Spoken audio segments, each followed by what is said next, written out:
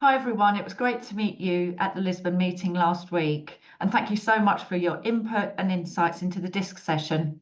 What I'm going to do today is a very brief recap, and at the end you'll find a resource. Now, some of you that were in the afternoon session will have this link already, but it's a great resource just to really help you recap what disc is all about, and also there's a download for you. So I'm just going to share my slides for a recap for you. As we talked about, this is about understanding ourselves to understand others.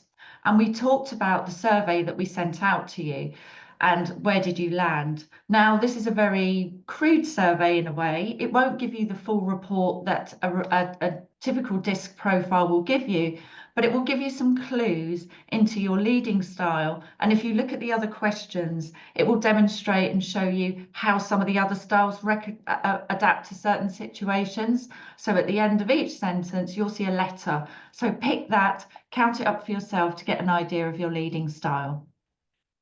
Now, remember this chart. Remember I talked about the 4 basic different styles. Remember, we're a blend of maybe 2 or 3 styles, and it's really, really important that if you want to explore this further, you get a proper profile done, because we don't want to guess at our style and we don't want to over guess at other people's styles, although there are a few clues now that you can start to pick up. So as you can see, as I mentioned at the top, we've got the D and the I, both of those very extrovert styles. And at the bottom, we've got the C and the S styles, which are much more reserved. And that's normal in life. We can be introvert, extrovert, ambivert, omnivert, somewhere in between, and we can shift and adapt when we have some development and support to do so. So D, we talked about that energy there. I've put an icon there of fire because, as we talked about, it's very fast, very dominant.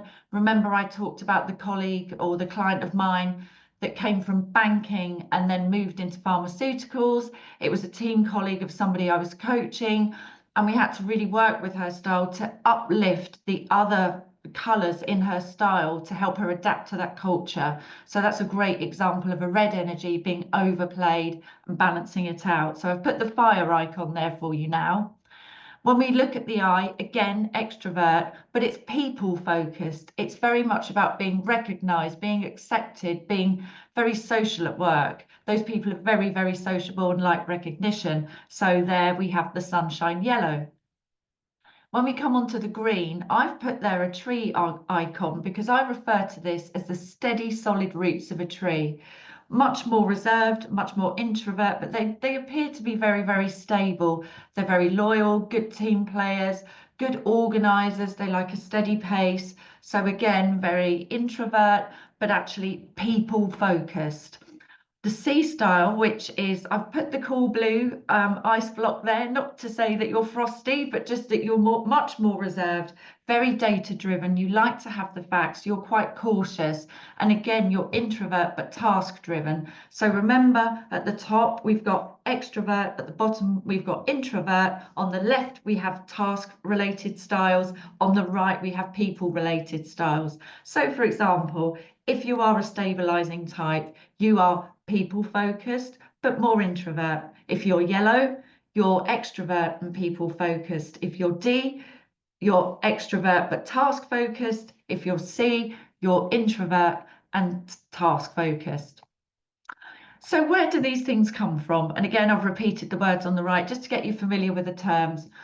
So these reports are based on psychological studies, and we are typically a blend of styles and behaviours. We might be 2 or 3, as I've mentioned before.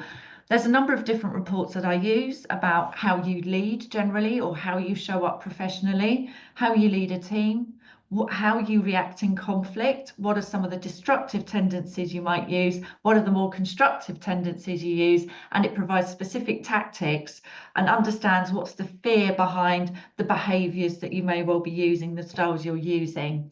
There's reports on how you manage your time, your emotional intelligence. So there's a few different reports there that really help you drill into and understand yourself in a lot more detail, which is really important as we go through our careers.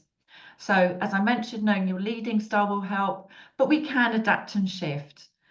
And as I mentioned before, unless you have permission to do so, let's avoid just saying to people, you're so blue, you're so red. they might take a bit of offense, and that's probably not the entirety of that person. So unless you've got a culture, and sometimes in workshops, we play games, we have card games, role playing, we have a floor mat where we practice these things to get people used to talking about them. We have permission to do that. Just be a bit careful about labeling people unless you've got that kind of relationship where you can do so. Now, where do these behaviours or styles come from? Typically, a number of different factors, and it's all based on studies over the years and the centuries derived from psychology, ancient psychology, and modern psychology as well. Now, it can come from our birth, our genetics, just how we're born, our neurology, how our brain thinks, our thoughts, our beliefs, which evolve as we get older. We talked about experiences, school, university, works, peers, birth order. Do you remember I talked about my sister, about how we had the same upbringing? But I'm very much at the top in the extrovert field arena. She's very much more introvert. Now, that is probably to do with birth order, because she once said to me, Sarah, I could see you getting into trouble for speaking up, so I decided to keep quiet. So things like that have an impact and shape our personalities. And that might be a case at school. It might be that you had very outgoing brothers and sisters, so you kind of subconsciously chose to lean back a bit. Or it could be perhaps you're the eldest in the family and you were the more dominant character. It's all a blend of different experiences that we have, our childhood, our parenting, but also culture, society, and generational shifts. Society changes. I was born in a time where Google didn't exist, iPhones didn't exist, and all of these things, technological, societal, cultural, political, all of these things shift our beliefs and our values from generations to generations. So it's worth understanding that as well.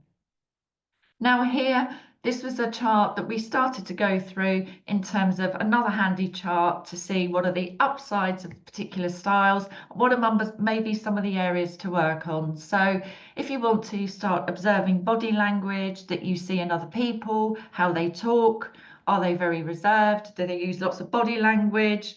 And see if you can maybe do one thing to adapt to their style, or at least have a conversation. If it's you and your team, have a conversation about all of this and bring it out into the open and have those feedback loops so that there's healthy challenge, healthy discussion, rather than holding it in. Now, I know for some of you, having those conversations can be tricky, but just take your time, see what you can learn, see what you can observe. Now here we've got the QR code that I talked about. The QR code is valid for 5 days, but there's a link here to a page that gives you more information on DISC, a summary of what I've discussed here, and another resource that you can download, another handy guide for you, which summarises the DISC styles. It was a pleasure meeting you. Keep in touch and all the best.